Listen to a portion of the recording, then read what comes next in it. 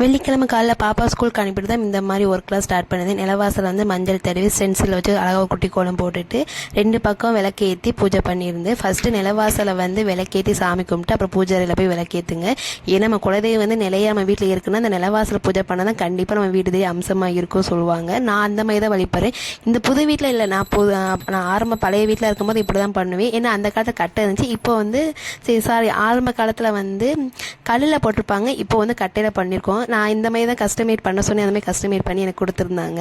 ஏன் இந்த கட்டை வைக்கும் போதே சில எதிர்ப்புகள், இதெல்லாம் வைக்கக்கூடாது அப்படி இப்படின்னு சொன்னாங்க. ஆனால் ஜாதக முறைப்படி பார்த்தோம்னா நிலவாசலே கண்டிப்பாக 3 அடிக்குள்ளே தான் இருக்குன்னு சொல்லுவாங்க. ஏன்னா தலை வழங்கி வீட்டுக்குள்ளே போகணும்னு சொல்லுவாங்க. ஆனால் இப்போ அப்படி இல்லை, இப்போ 7 அடி 8 அடி அந்த மாதிரி போயிடுச்சு.